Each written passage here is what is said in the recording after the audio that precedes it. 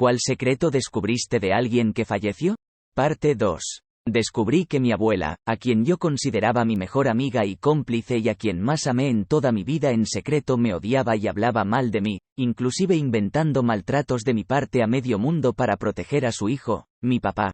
¿Quién era el que en realidad hizo todas las aberraciones de las cuales ella me culpó a mí a mis espaldas para limpiar su nombre? Ya no confío en nadie, dudo si vuelva a hacerlo en un futuro.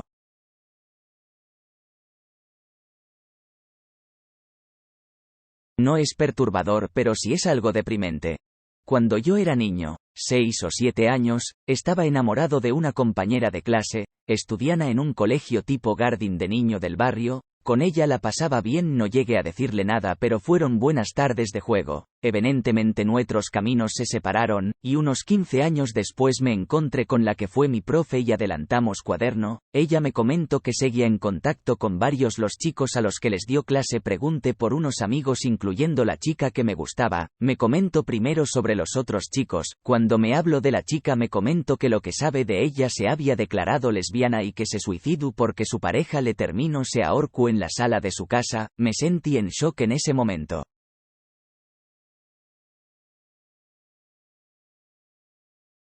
Bueno, la mía es también con mi abuelo. Mi abuelo realmente siempre fue buena persona con toda mi familia, en especial conmigo porque era la nieta que más quería, era la favorita. Luego del fallecimiento de una de mis tías que tenía ciertas malformaciones en su cuerpo por causas congénitas, causa de muerte por retención de líquido en su estómago, mi abuelo se enfermó de un momento a otro. Aparte de la depresión que le causó aquello, comenzó a tener problemas para caminar, moverse o hacer las cosas por sí mismo cuando él siempre fue alguien muy activo a pesar de su edad. Mi abuela siempre estuvo con él y le daba terapias ella misma y también lo llevaba a las mismas con su médico, hasta que mejoró de a poco, pero las complicaciones no terminaron. Luego de que muriera a causa de leucemia más COVID, luego HAVLE con acento agudo con mi mamá.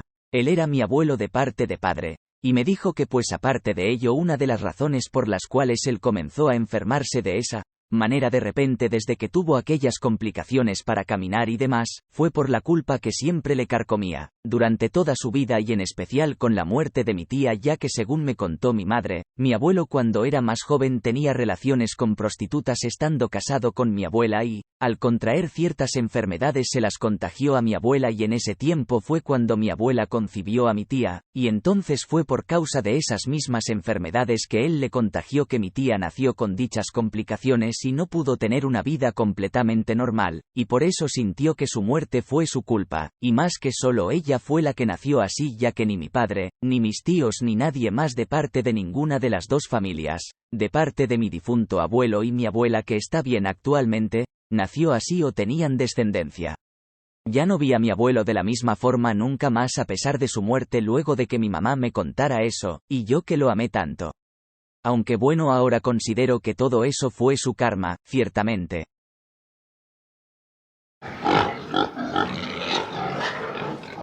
No sé si es algo exactamente perturbador, pero sí da para pensar la gente que aparece en los velorios de la gente cuando ni los amigos ni los familiares los conocen.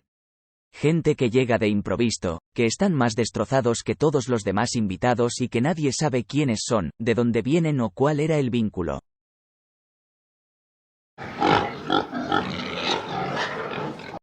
Mi amigo de trabajo mandó a hacer una piscina en la parte trasera de su casa. Durante la excavación encontraron un cadáver.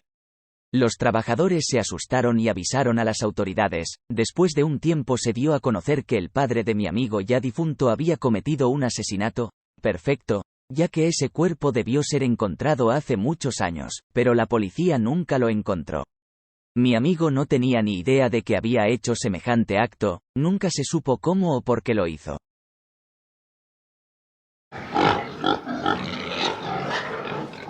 Hace 3 años falleció la abuela de mi novia, dejando viudo al abuelo. Lo triste es que él sufría de Alzheimer y cada mañana que despertaba siempre decía, ¿y mi viejita?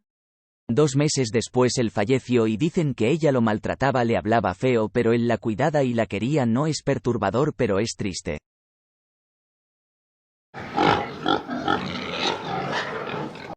Mi abuela tenía un rancho en el cual se cultivaban frutas de mango. Se vendió por asuntos que no mencionaré. Todo bien, mi abuela murió y nos enteramos del gran secreto.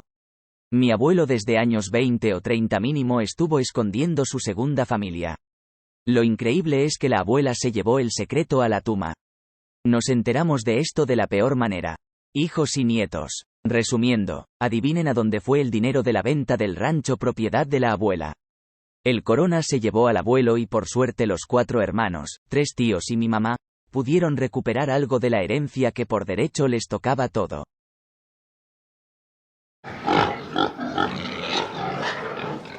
Cuando era niño, tuve de vecinos a una pareja de ancianos muy reservados, sin embargo amables incluso entrañables. Su hija cuidaba de ellos, aunque también era una adulta mayor.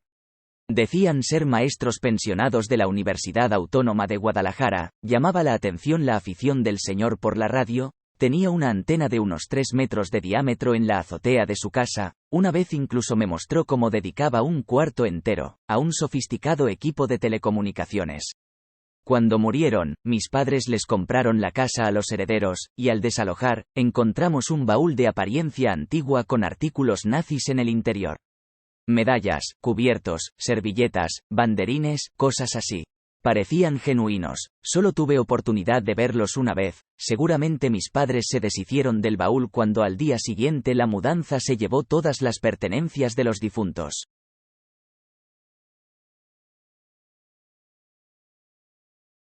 Me llamo Elena y esto pasó cuando tenía como 14 años. Mi papá nos había llevado al funeral de una hija de un hermano de él, la cual era 2 años menor que yo y que también se llamaba Elena.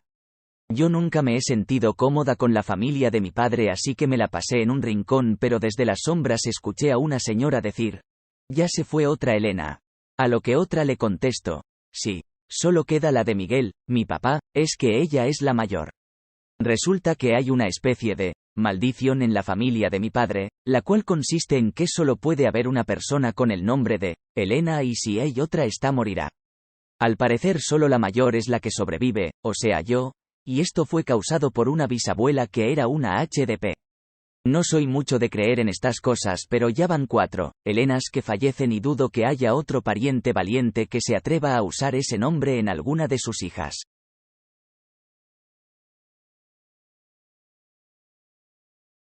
Esto la verdad no es muy perturbador. Mi abuelo paterno, que nunca llegué a conocer, siempre estaba triste y nadie sabía el por qué. Más tarde descubrieron que su padre, mi bisabuelo, cuando estaba de guardia con su primo en la guerra civil, acabó matando a su primo, fue por accidente mientras jugaban con una pistola, /baja, y encarcelaron a mi bisabuelo. Por consecuencia, mi abuelo todos los días veía como su padre se estaba pudriendo encerrado, por el resto de su vida, lo que provocó que mi abuelo, por la tristeza, no volviera a mostrar un sentimiento en años. Siempre fue muy duro con mi padre, y nunca dijo te quiero a sus hijos, pero si hubo un día, el mismo día que la familia descubrió lo de mi bisabuelo, él rompió a llorar de una forma totalmente inesperada. Desde ahí mi abuelo empezó a mostrar un poco más sus sentimientos. Sí, una historia con final feliz.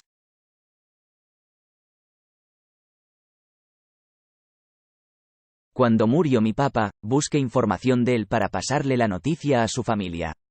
Lo único que tenía era un par de fotografías, el pueblo donde dijo que había nacido y el nombre de mi abuela. Después de una exhaustiva búsqueda fui con mi madre a su pueblo en Chihuahua. Logramos dar con sus hermanos, en lo cual mi tía me menciona que mi padre no se llamaba de la manera que nosotros lo conocíamos, ni tampoco su apellido. También nos comentó que una buena parte de su vida no supieron nada de él. Lo cual indica que mi padre estuvo en cosas turbias, por cuales estuvo encerrado en prisión donde conoció a mi madre. Capítulo que nunca le contó a alguien qué es lo que hizo en esos 25 años. Después de indagar un poco más con su nombre supe que mi padre tenía algunas propiedades compradas las cuales nadie puede reclamar por el nombre distinto, aparte que no dejó testamento para su único hijo legítimo, que soy yo. Lo más curioso es que nunca me dejó andar en una moto, tampoco cabello largo ni hablar de tatus en vida. Fue algo estricto en ese sentido. Pero él era todo lo contrario en fotos que tenía su familia antes de partir.